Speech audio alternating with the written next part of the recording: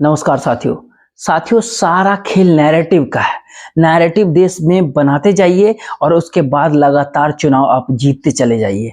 जिस जनता ने आपको वोट नहीं भी दिया हो, वह भी इस बात को मान के चलेगी कि वोट हमने नहीं दिया तो क्या हुआ, बाकी लाभार्थियों ने तो दे दिया होगा, क्योंकि सरकार ने एक नैरेटिव सेट किया और उस नैरेटिव का मतलब था कि वो करोड़ों लोगों को पैसा दे रही है, सीधे बैंक में ट्रांसफर कर रही है, या फिर अलग अलग योजनाओं के जरिए, अलग अलग माध्यमों के जरिए करोड़ों लोगों का लाभ मिल रहा है। तो वोट उन्होंने तो सरकार को जरूर ही दिया होगा। यानी नैरेटिव कुछ इस प्रकार से तैयार कर दीजिए जिसके जरिए सरकार जीत रही है, और सरकार जीतेगी ही जो वर्तमान समय में है, और दोबारा चुनाव हुए या ठीक उसके बाद फिर चुनाव हुए तब भी वही सरकार जीतेगी। सिर्फ इस नैरेटिव को ही तो परोसना है, और इस नैरेटिव को बनाने में एक बड़ी भूमिका नौकरशाहों की होती है। एक बहुत बड़ी भूमिका इस देश के भीतर के पार्लियामेंट की होती है, और सबसे बड़ी भूमिका इस भारत देश की पत्रकार की होती है। तो सभी की धार जब एक ही दिशा में आगे हो तो फिर नैरेटिव तो सेट हो गया। जैसे वर्तमान समय में नैरेटिव बन रहा है राम मंदिर को लेकर के, और ऐसा माना जा रहा है कि राम मंदिर की धुन के बीच इस देश के बीच 2024 के लोकसभा चुनाव के परिणाम कहीं न कहीं आ चुके हैं। ये एक अलग मसला है कि इस भारत देश के भीतर कमंडल की राजनीति ने सत्ता नहीं दिलाई, इस भारत देश के भीतर राम मंदिर आंदोलन ने सत्ता नहीं दिलाई, इस भारत देश के भीतर राम मंदिर को बनाने को लेकर के बाबरी मस्जिद विध्वंस की परिस्थितियां भी इस भारत देश ने देखा, लेकिन उससे भी सत्ता नहीं मिली। लेकिन सत्ता इस दौर में वर्तमान समय में बननी शुरू हो गई उस नैरेटिव के जरिए, जिस नैरेटिव को लगातार टेलीविजन, पत्रकारों में, अखबारों में, सरकार के जरिए, नेताओं के जरिए, मंत्रियों के जरिए, और खुद प्रधानमंत्री नरेंद्र मोदी की मौजूदगी तो होगी ही, तो एक नैरेटिव सेट करे और फिर उसका आगे क्या होता है हम इस बात को जिक्र करें। इस आज एक नैरेटिव जो एक तरह से बनाया गया 2024 को, अगर चुनाव हो जाए और अगर आज के दौर में इतने वोट सरकार को मिल जाएंगे जो वर्तमान नरेंद्र मोदी की सत्ता में है, उस नैरेटिव को लेकर के भी सवाल होता है कि क्या वही नैरेटिव खबरों के तौर पे चलने लगी। अब सवाल होता है अयोध्या के भीतर राम मंदिर का, लेकिन सवाल नैरेटिव के ठीक बराबर उस चुनावी जीत के भीतर इस्तेमाल किए जाने वाले ईवीएम मशीन को लेकर के आज सवाल है। ईवीएम का सवाल इसलिए बहुत महत्वपूर्ण इस दौर में हो गया है क्योंकि ईवीएम गड़बड़ी करती नहीं है, और ईवीएम कोई गड़बड़ी कर नहीं सकता। चुनाव आयोग ने, इलेक्शन कमीशन ने बाकायदा इस पे मुहर लगा दिया, और चुनाव आयोग ने तो बाकायदा प्रैक्टिकली भी दिखा दिया कि देखिए कोई गड़बड़ी होती ही नहीं है। और इस भारत देश का विपक्ष भी मुद्दा नहीं बनाता है ईवीएम को, तो फिर क्या गड़बड़ी है। और गाहे बगाहे विपक्ष हिमाचल के भीतर जीत जाता है, कोई बंगाल में जीत जाता है, कोई कर्नाटक के भीतर जीत गया, कोई पंजाब में जीत गया, और इन सबों के बीच हाल में कोई तेलंगाना में भी जीत गया। तो ईवीएम तो गड़बड़ी होगी तो सब जगह होगी, लेकिन यह बात किसके मन में आएगी कि यह भी गड़बड़ी के जरिए सत्ता दिलाई जाती हो, या आने वाले समय में राजनीतिक दिशा कैसी होगी इसको अपने अनुकूल बनाने के लिए ईवीएम का खेल चल रहा हो। थोड़ी देर के लिए सारी बात को आप भूल जाइए और जरा आप सोचने का प्रयास कीजिए कि अगर खुले आसमानों के नीचे, सड़क के नीचे, सड़क पर गांव-गांव अगर हर कोई ये बताने लगे कि देखिए ईवीएम की गड़बड़ी क्या है, और ये गड़बड़ी का नजारा जो है और कहीं नहीं दिल्ली के जंतर मंतर पे नजर आ रहा हो, जहां पर सुप्रीम कोर्ट के 2 वकील और उनके साथ कुछ समाज सेवी जुट गए, और उसके बाद लोगों की भीड़ वहां पर उमड़ गई, और उस भीड़ से हर किसी ने सवाल उठाया। जब ईवीएम को लेकर के इलेक्शन कमीशन खामोश चुप है, तो वो कहते हैं सही है, विपक्षी राजनीतिक दल मुद्दा बनाने से कतराते हैं, और लगातार ये विचार निकल करके आता है कि दरअसल इस भारत देश के भीतर में ईवीएम की गड़बड़ी नहीं है बल्कि विपक्ष ही नहीं है। इसीलिए वर्तमान मोदी सत्ता या फिर भारतीय जनता पार्टी जीत जाती है तो फिर आपत्ति क्यों है। तब जाकर के सुप्रीम कोर्ट के वकीलों ने साफ तौर पे कहा कि दरअसल स्थिति इस भारत देश के भीतर कितनी नाजुक है, अगर जरा उसको चुनावी जीत हार से अगर तय किया जा रहा है तो फिर चुनावी जीत हार जिस मशीन के ऊपर टिकी होती है उस मशीन को पारदर्शी तो होना चाहिए, ट्रांसपेरेंट तो होना चाहिए। अब किसको पता है कि उस मशीन की पारदर्शिता जो है, उसके ट्रांसपेरेंट सिस्टम को जो लेकर के उसके अंदर के सिस्टम को खराब किया गया, या फिर बहुत सारे उसमें फिर बदल किए गए, या फिर उस सिस्टम के भीतर भी उसके अंदर भी कुछ नए सिस्टम को लागू करा दिया गया और एक नए तरीके की मशीन इस दौर में लगातार तैयार होती चली जा रही है। दुनिया के बड़े ऐसे देश भी हैं जिनके संबंध भारत देश के साथ और खास तौर पर नरेंद्र मोदी सत्ता के साथ काफी करीब के है, जिसका जिक्र सुप्रीम कोर्ट के वकील भी खुलेआम कर रहे हैं, जो कि इस डेमोस्ट्रेशन को लेकर के। और उन्होंने जनता के सामने, लोगों के सामने बताया कि देखिए, 2-3 बातों को आप समझिए कि जो वीवीपैट होता है उसके भीतर भी गड़बड़ी हो सकती है। जहां भी आप बटन दबाएंगे उसके बाद जो वीवीपैट में जो आपको चुनाव चिन्ह, जो पर्ची नजर आएगा, लेकिन वह चुनाव चिन्ह जब आप फाइनली निकालेंगे तो उसके भीतर भी परिवर्तन हो सकता है। यह भी बड़ी अपने आप में कमाल की चीज होती है। इसका भी खुला प्रदर्शन वो जंतर मंतर पे करने लगे और ये बात बताने लगे कि किस तरीके से चुनाव आयोग ने, इलेक्शन कमीशन ने 2 बड़े परिवर्तन किए। एक वीवीपैट की जो ऊपर जो शीशे से देखने की जो मशीनें होती है, उस शीशे के भीतर पहले सफेद शीशा था, अब उसको ब्लैक शीशे में कन्वर्ट कर दिया गया। दूसरी परिस्थिति होती है, उसके भीतर जो लाइटें जलती थी किसी बटन को दबाने के बाद, वो 15 सेकंड तक जलती थी, अब वो सिर्फ 7 सेकंड के लिए जलेगी। और इसी दौरान ये टाइम निर्धारित हो जाता है कि ईवीएम इसके भीतर जो आपने किया वही नजर आया। और इसी का डेमोस्ट्रेशन सुप्रीम कोर्ट के वकीलों ने, चंद समाज सेवियों ने, कुछ एक्टिविस्टों ने मिलकर के किया और लोग जुटने लगे। जरा एक नजारा आप भी इसको जरूर देख लीजिए, उसके बाद इस दिशा में आगे बात करेंगे कि इसका रास्ता क्या निकल सकता है और फिर क्यों विपक्ष के राजनेता, राजनीतिक करने वाले लोग खामोश है, क्यों नैरेटिव तैयार किया जाता है। और राम मंदिर को लेकर के जो इस दौर में नैरेटिव बन रहे हैं, उसमें किसी कभी राजनीतिक लाभ भारतीय जनता पार्टी को दिया नहीं इससे पहले भी। तो उस दौर का सच क्या था, वर्तमान दौर का सच क्या है। लेकिन उससे पहले जरा ईवीएम के उस डेमोस्ट्रेशन को देखा जाए, जिसको लेकर के एक हंगामा है कि देश के हर गांव में, हर जिले में, हर पंचायत में इस तरीके से अब डेमोस्ट्रेशन यही लोग करने निकल पड़े हैं और साथ में लोग हजारों की तादाद में इनसे जुड़ने लगी है। वोट देने जाते हैं, सिंबल पे वोट करते हैं, आप उसकी पर्ची देखते हैं और आ जाते हैं, ऐसा ही होता है। अब यहाँ पे मैं बताता हूँ उसमें वोटों की चोरी कैसे होती है। इसके अंदर ये जो पहले यूनिट देख रहे हैं, हमने 3 सिंबल रखे हैं। एक सिंबल है एप्पल, एक सिंबल है बनाना और एक है वाटरमेलन। केले का बटन दबाइए। मोबाइल आया कर ले भाई, मोबाइल हटा ले आगे। हाँ, आप इधर आइए। क्या दिखा? केला देख लिया आपने? केला दिखा? आप भी दीजिए, केले को वोट दीजिए।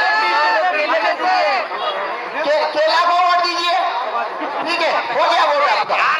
अब देखना, देखिए अपना सिंबल देखिए, केला आया। आप देखिए इसमें केला दिख रहा है, दोनों ने केला देखा, दोनों ने केला दबाया, तो इसमें से 2 वोट निकलना चाहिए बनाना। लेकिन ये देखिए, इधर दिखा के भी निकाल के दिखाओ। एक एप्पल और एक बनाना, एक केला और एक सेब।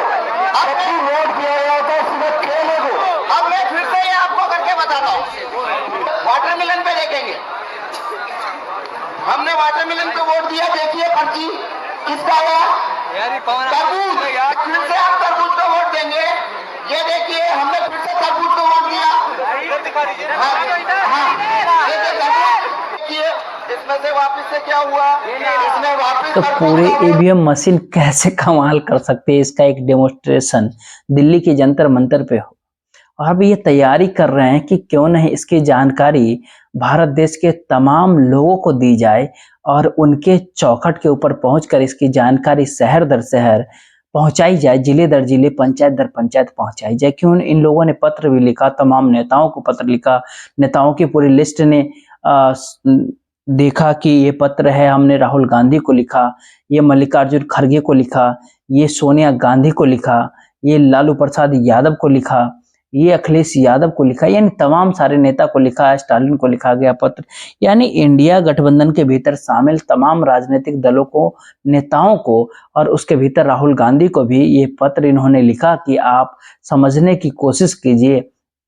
उस पत्र के जरिए दो ही मैसेज होते हैं, एक तो आप जान लीजिए कैसे खेल होता है, और दूसरा अगर इस खेल के ऊपर अगर आप चुप्पी साधेंगे तो इस भारत देश की सामाजिक आर्थिक परिस्थितियां जो है जितनी डामाडोल है, वो बेरोजगारी को लेकर के हो, महंगाई को लेकर के हो, किसानों को लेकर के हो, मजदूरों को लेकर के हो, महिलाओं को लेकर के हो, या फिर इस भारत देश के भीतर में जो भी परिस्थिति गरीब के साथ जुड़ी है और देश और गरीब होते चला जा रहा है। दरअसल लोग इस बात से आहत होते हैं कि कहीं देश आगे और पीछे तो नहीं जा रहा है, और अगर पीछे जा रहा है तो फिर लोगों को ही जागृत होना पड़ेगा। सुप्रीम कोर्ट के वकील हैं भानु प्रताप सिंह, ये अगुवाई कर रहे होते हैं। ये सुप्रीम कोर्ट के एक और दूसरे वकील होते हैं महमूद प्रज्ञा, और इनके साथ जुड़ा हुआ एक और व्यक्ति होते हैं जिनका नाम होता है हिंजम राज्य, जो मणिपुर के हैं खुद, लेकिन वो समाज सेवी हैं, सोशल एक्टिविस्ट होते हैं। उसके बाद एक इंजीनियर होते हैं डीसी कपूर, उसके अलावे कुछ और नाम होते हैं, प्रेम प्रताप है, विनय कुमार होते हैं। तमाम लोग एक के बाद लगातार जुड़ रहे होते हैं, और इनका प्रयास होता है कि दरअसल देश भर की माली हाल स्थिति और जो परिस्थितियां जो है, अगर राजनीतिक दलों के ऊपर अगर छोड़ दिया जाए तो वोट तो लोगों को देना है, और लोग जब वोट देते हैं और नेता को चुनते हैं तो कुछ नेता जिम्मेदारी लेते हैं कि उनको चुना गया है। लेकिन अगर ये पहले से तय ही हो जाए तो फिर वो डेमोक्रेसी कहाँ हो गई, फिर लोगों की चुनने की वोट का महत्व कहाँ गया, वो तो गायब सी हो गई। और जो चुन करके आएंगे वो पहले से अगर इस बात को जानते हैं कि हमको चुन करके ही आना है, तो फिर उनका क्या मैनिफेस्टो, उनकी कौन सी गारंटी, उनका कौन सा वादा, वो सब कुछ तो हवा हवाई हो जाएगा। लेकिन चुनाव जीतने के बाद या वह कह सकते हैं कि देखिए लोगों ने हमें चुना है, और इनके आर्गुमेंट होते हैं कि लोगों ने इन्हें नहीं चुना है। दरअसल ये हो सकता है, पहले आप इसको समझ लीजिए कि ईवीएम मशीन के जरिए सत्ता को बरकरार सत्ता रख सकती है और विपक्ष उसको कुछ नहीं कर सकता है। तो कोई भी एक सवाल करेगा ही कि क्या ऐसी परिस्थिति में इंडिया जागरूक नहीं है। इंडिया से मतलब इंडिया गठबंधन से होता है। क्या सच में जेडीयू हो, आरजेडी हो, कांग्रेस हो, समाजवादी पार्टी हो, कई बार बीएसपी की मायावती ने जिक्र जरूर किया, लेकिन मायावती इंडिया के साथ अभी नहीं है। लेकिन हर चुनाव परिणाम के बाद मायावती इस बात का जिक्र जरूर कर देती हैं कि देखिए ईवीएम की गड़बड़ी से चीजें हो रही है। उन्होंने ये अंदेशा पंजाब के भीतर आम आदमी पार्टी की जीत के बाद भी कर दिया, और उन्होंने ये अंदेशा जो है तेलंगाना के भीतर कांग्रेस की जीत के बाद भी कर दिया। यानी भारतीय जनता पार्टी के जीतना और भारतीय जनता पार्टी की जीत की रणनीति को बनाना इस ईवीएम मशीन के ऊपर टिका हुआ है क्या। और अब ये बहुत बड़ा सवाल होता है, क्या सच में इस भारत देश के भीतर में विपक्ष या फिर इस भारत देश के पॉलिटिकल प्लेयर्स जो होते हैं, अगर वही ठीक पहल नहीं कर रहे होते हैं, तो क्या जनता जागनी शुरू हो गई और जनता इस बात को अब जानने समझने लगी कि, या फिर जनता इस बात को समझ जाए इसी को लेकर के सुप्रीम कोर्ट के वकील हो या फिर सोशल एक्टिविस्ट हो या समाजसेवी हो, वह इन बातों को बताते हुए निकल रहे कि अगर आप हमें चाहे तो जेल में भी डाल दें, लेकिन हम अपनी बात को रखेंगे। इस तरीके से ईवीएम के जरिए सत्ता अपनी जीत की गारंटी ले रही है। अब 2024 के लोकसभा चुनाव के बाद हो सकता है कि विपक्ष हारने के बाद चंद शब्द बोले, जैसे मध्य प्रदेश के भीतर चुनाव हारने के बाद जिस तरीके से दिग्विजय सिंह सक्रिय हो गए, तो कोई भी पूछ सकता था कि दिग्विजय सिंह चुनाव होने से पहले सक्रिय क्यों नहीं हुए थे, या फिर वह पूरी टीम मध्य प्रदेश की सक्रिय क्यों नहीं हुई थी। तो क्या चुनाव एक ऐसा इस दौर के लॉलीपॉप है जिनको लगता है कि शायद जीत जाए। तो फिर इस शायद की जो परिस्थिति के भीतर देश की स्थिति क्या है और नैरेटिव कैसे सेट होता है, इसका एक दूसरा पहलू होता है, और ये बहुत बहुत महत्वपूर्ण पहलू होता है कि इस दौर में फिर से एक नैरेटिव बनाया जा रहा है। तो जरा इस नैरेटिव की पीठ के ऊपर कैसे कोई सवार हो जाता है और ठीक उसी के जरिए अपने अनुकूल परिणामों को बताने की परिस्थिति में वो खड़ा हो जाता है, यानी नैतिक तौर पर वो बलवान हो जाता है, ताकतवर होता है। देखिए ये तो था, लोग तो ऐसा सोच रहे थे। तो 22 जनवरी 2024 को राम मंदिर के भीतर रामलला की प्राण प्रतिष्ठा के बाद जिस तरीके से स्वयंसेवक देश भर में सक्रिय होंगे और जिस प्रकार से घर घर मंदिर मंदिर पहुंचकर वो इस बात का उद्घोषित करेंगे कि भारतीय जनता पार्टी को वोट दीजिए, क्योंकि वही सांस्कृतिक रक्षा कर सकती है, धर्म की रक्षा कर सकती है, हिंदू पार्टी वही है। तो फिर हिंदुओं की पार्टी अगर वही है और देश की 80% हिंदू है तो फिर जीतेगी वही। ये अलग सवाल है।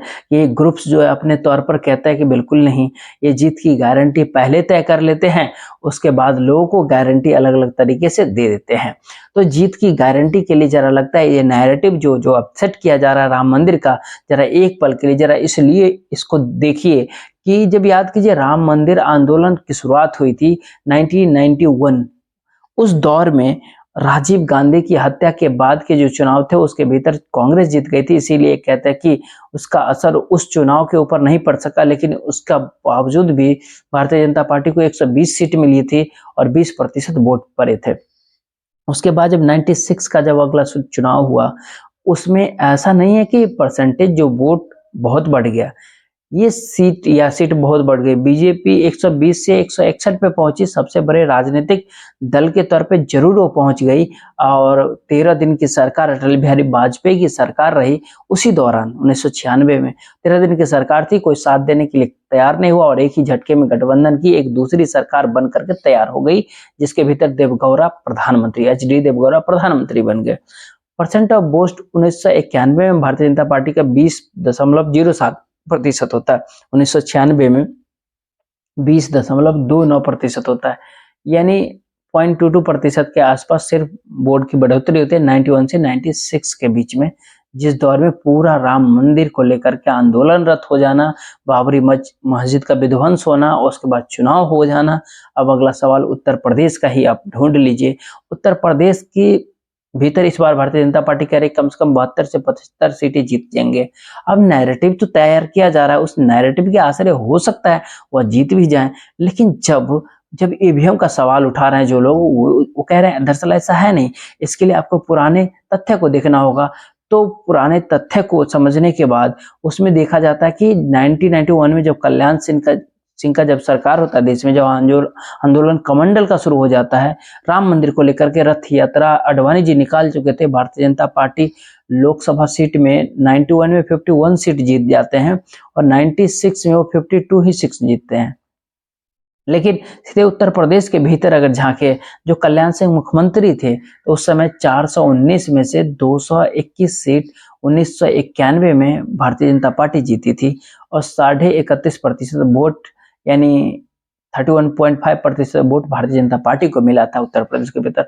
और सरकार उसके बाद बर्खास्त कर दी गई। बर्खास्त क्यों हुई? क्योंकि बाबरी मस्जिद विध्वंस था, उसका रक्षा करने का जिक्र वहां के मुख्यमंत्री ने किया था, और जिसका उस दौर के प्रधानमंत्री PV नरसिम्हा राव ने कहा जब मुख्यमंत्री जब कह रहे हैं कि कुछ नहीं होने देंगे ढांचे को, तो फिर इसका क्या मतलब होता है, बाबरी मस्जिद कैसे? फिर उनको बर्खास्त कर दिया गया और 3 और सरकार को और बर्खास्त किया गया था, लेकिन उत्तर प्रदेश की सरकार को भी बर्खास्त किया गया था। अब होना तो ये चाहिए था कि अगले साल यानी 93 के भीतर जब इलेक्शन हो तो कल्याण सिंह कमाल की जीत हासिल कर देते, लेकिन क्योंकि राम मंदिर का रास्ता बन चुका था, बाबरी मस्जिद विध्वंस हो चुका था, आंदोलन पूरे तेवर पे था, चरम पे था और बर्खास्ती उसी आधार पे हुआ था, चुनाव होते हो। फिर 1993 के भीतर 425 सीटों में चुनाव होते हैं और हैरत की बात होती है कि वोट परसेंट करीब 2% बढ़ जाता है और सीटें जो है एक ही झटके में करीब 50 सीटें कम हो जाती है। यानी जो कल्याण सिंह 1991 के भीतर 221 सीट के साथ सत्ता में थे, वह सत्ता से बाहर हो जाते हैं, उन्हें सिर्फ 177 सीटें ही मिलती है। और इसी दौरान मुलायम सिंह यादव और मायावती और कांसीराम कहे सब हाथ मिलाते हैं और दो हाथ मिलाने के बाद सरकार बनती है और समाजवादी पार्टी और BSP की सरकार बन जाती है। राजनीतिक सियासी तौर पर अतीत की ये परिस्थिति 2 बातों को इशारा करती है। एक कि राम भगवान के नाम पर आप राजनीति नहीं कर सकते, वो आस्था का सवाल होता है और उससे राजनीतिक लाभ मिला इससे पहले भी नहीं है, तो फिर क्या इस बार मिल जाएगा? अगल सवाल यही तो होता है कि वो सवाल है कि दरअसल अगर मिल जाएगा का मतलब ये होता है कि आप चुनाव जीत जाइएगा। अब चुनाव जीत जाइएगा सवाल EVM से जुड़ता है, लोगों के वोट से जुड़ता है, और जैसे उससे जुड़ता है तो फिर अगला सवाल ये संगठन जो EVM को लेकर के, जिसके भीतर सुप्रीम कोर्ट के वकील, सोशल एक्टिविस्ट, तमाम समाज सेवी और इस तमाम और लोग जो एक संघर्ष पार्टी के जो एक नाम दिए राष्ट्रीय जनहित संघर्ष पार्टी, चुनाव ये नहीं लड़ रहे हैं लेकिन उन्होंने अपना एक नाम दिया है कि हम इस भारत देश के भीतर की तमाम परिस्थितियां जो है, जिसके भीतर सरकार ने इस भारत देश का कैसे बंटाधार कर दिया, उसको उजागर कर रहे हैं और जनता आहत है, क्योंकि हम खुद आहत हैं, जिसका जिक्र वो वकील करते हैं, वो लोग मुद्दे को उठाते हैं, जो बात करते हैं, उनका कहना होता है कि जीत की गारंटी अभी से किसने दे दिया, जब इससे पहले आंदोलन के भीतर आपको जीत की गारंटी नहीं मिला, जब राम मंदिर के लिए रास्ता साफ करने के लिए आप बाबरी मस्जिद विध्वंस की दिशा में आगे बढ़ गए, उस दौर में भी आपको जीत की गारंटी नहीं मिली, तो अब जीत की गारंटी कैसे मिल जाएगी। अब तो पूर्ण रूप से राम मंदिर प्राण प्रतिष्ठा हो रहा है, प्रधानमंत्री जी की मौजूदगी आस्था का विषय है और देश जो है धर्म से ओतप्रोत है। लेकिन धर्म से ओतप्रोत का मतलब ये तो कतई नहीं होता कि वो नौकरी नहीं करेगा, देश के भीतर इंफ्रास्ट्रक्चर नहीं चाहिए। और यहीं से सबसे बड़ा सवाल उठ जाता है कि 2014 के भीतर जब पहली बार नरेंद्र मोदी जी चुनाव लड़ रहे थे, उस दौर में उन्होंने अयोध्या का जिक्र एक बार भी नहीं किया था, राम मंदिर का जिक्र एक बार भी नहीं किया था। कांग्रेस के भारतीय जनता पार्टी के मैनिफेस्टो में भी केवल एक लाइन का जिक्र होता कि अयोध्या में राम मंदिर का निर्माण करेंगे। उस मैनिफेस्टो को उस समय मुरली मनोहर जोशी जी की अगुवाई में तैयार किया गया था, तो इस एक लाइन को डाल दिया गया था। 2019 के भीतर लोकसभा चुनाव में 2019 के चुनाव के भीतर जब डेवलपमेंट का जिक्र होता है, विकास का, इंफ्रास्ट्रक्चर का जिक्र होता है, देश के इकोनॉमी का जिक्र होता है, जीएसटी को उपलब्धियों के तौर पे बता रहे थे, उसके भीतर 2014 में तो कांग्रेस निशाने पे थी, उसके स्कीम निशाने पे थे, और आने वाले समय में भारत किस तरीके से विकास के भीतर आगे बढ़ेगा इसका जिक्र किया जा रहा था। 2019 के भीतर राम मंदिर का जिक्र नहीं था, अयोध्या का जिक्र नहीं था। लेकिन नवंबर 2019 यानी जीतने के बाद जो है, जब सुप्रीम कोर्ट फैसला देती है और उसके ठीक बाद इस देश के भीतर जब कोविड का दौरान होता है, कोविड काल के अंदर जो लॉकडाउन की स्थिति होती है, तो आप ध्यान दीजिएगा कि भारत का वह वोटर जो बहुत आस्थावान था, उसके अंदर बहुत बहुत सारी संख्या वो हिंदुत्व का जुड़ा होता है, चाहे मजदूर हो, किसान हो, इस भारत देश के असंगठित क्षेत्र से जुड़े हुए करोड़ों वोटर्स ऐसे होते हैं जो जिंदगी की रोजी रोटी की जद्दोजहद में जीवन भर लगे होते हैं। और सरकार इस दर्द को समझा, तभी तो 5-5 किलो अनाज उन्होंने कोविड काल में तय कर दिया। उसके बाद आज तक नहीं बल्कि 2028 तक वो देंगे, इसका जिक्र भी किया, क्योंकि सरकार को ये बात पता है जिस दिन पेट की ज्वाला जलेगी उस दिन मुश्किल हो जाएगी, तो ज्वाला को शांत कर दो और 5 किलो अनाज दे दो। सवाल फिर से वही बात की उस चुनावी प्रक्रिया के ऊपर, जिसका जिक्र इस ईवीएम का डेमोन्स्ट्रेशन करने वाली पूरी टीम कर रही होती है, और इनके साथ लोग इसलिए भी जुट रहे थे क्योंकि वहां पे मौजूद लोगों से जब सवाल किया गया तो वो कहते हैं कि कैसे ये संभव है कि इतने मुश्किल हालात हमारे पास और हमारे साथ है और फिर सरकार उसके ऊपर ध्यान भी नहीं देती है, और सरकार अपनी जीत की गारंटी में 400 पार का नारा भी लगा देती है। इन तमाम चीजों को जब आप देखेंगे तो तब ये सवाल बहुत बड़ा होता है कि क्या वाकई इस देश के भीतर चुनाव आयुक्त को, इलेक्शन कमीशन को कुछ नहीं कहना चाहिए? क्या सच में सुप्रीम कोर्ट को कुछ भी नहीं कहना चाहिए? क्या सच में इस भारत देश के विपक्षी राजनीतिक दलों को कहीं ऐसा लगने तो नहीं लगा है कि उनके अपने सरोकार तो लोगों के साथ है नहीं, और लोग अपने तौर पर जब खड़े होते हैं तो सरकार झुक जाती है, और हम जब आंदोलन के साथ खड़े होते हैं तो फिर उसको राजनीतिक तौर पर सत्ता डिफ्यूज कर देती है अलग अलग संस्थाओं के जरिए। अलग अलग कभी आईटी भेजते, कभी सीबीआई, तो कभी ईडी भेजते, तो हम इस पचड़े में क्यों फंसे? तो लोगों को ही जागृत होने दीजिए, क्योंकि लोग इस भारत देश के भीतर कई बार जागृत हुए। किसान आंदोलन के भीतर आप देख लेंगे, साल भर आंदोलन, उसके बाद प्रधानमंत्री नरेंद्र मोदी को 3 काले कानून को वापस लेना पड़ा। उसके बाद ड्राइवरों की परिस्थिति, हाल ही में जो ड्राइवर को ऊपर जो सजा दी गई कि आप जो हिट एंड रन करेंगे, उस सजा को लेकर के ड्राइवरों में इतना गुस्सा कि सरकार को 24 घंटे के भीतर कहना पड़ा नहीं अब ये कानून लागू नहीं हुआ। अब लोग अगर एग्रेसिव हो जाए, जनता अगर एग्रेसिव हो जाए, जनता अगर आंदोलन करने लगे, फिर सरकार के पास कोई दूसरा उपाय नहीं बचता है। तो क्या विपक्ष के राजनीतिक दल ऐसा कुछ सोच रहे हैं कि इस देश की जनता ही जागृत हो जाए, वही आंदोलनरत हो जाए, तो वो राजनीतिक दल पीछे आके खड़े हो जाएंगे, राजनीतिक मुद्दा ना बने बल्कि ये मुद्दा देश का मुद्दा बन जाए? और शायद यही वह कारण है, ये तमाम लोग जो जंतर मंतर के ऊपर पहुंचे, इन्होंने साफ तौर पे बताया कि अब जिले दर जिले पहुंचना पड़ेगा, शहर दर शहर पहुंचना पड़ेगा। हालांकि इन्होंने पत्र तमाम नेताओं को भी लिखे, उस पत्र की कॉपी तमाम सारे पत्रकारों को भी भेजे और इस बात का जिक्र, लेकिन ये लोग साथ खड़े नहीं होते, मिलते तक नहीं। तो क्या विपक्ष के राजनीतिक खिलाड़ी होने के बावजूद भी इस भारत देश की जनता के साथ इसलिए नहीं खड़ा होता कि वह आखिर में तो राजनीतिक दल ही है, और इस देश की सत्ता जब तक इसको राजनीतिक मुद्दा के तौर पर न उभर आए तब तक उसको ऐसा लगता है कि सब कुछ ठीक चल रहा है। तो अंत में एक सवाल होता है इस भारत देश के लोगों से जुड़ा हुआ, आखिर समझना उसी को है, मुश्किल हालात उसी के सामने है। वो राजनीतिक हो, सामाजिक हो, आर्थिक हो, सांस्कृतिक हो, धार्मिक हो, कुछ भी हो, लेकिन जुड़े लोगों से ही है और लोगों को ही तय करना है कि क्या करना है। और क्या जनता अगर इकट्ठा हो गई तो तमाम कुछ कर सकती है, क्या कर सकती है, इन दोनों परिस्थितियों के भीतर इंतजार तो करना ही पड़ेगा। जय हिंद।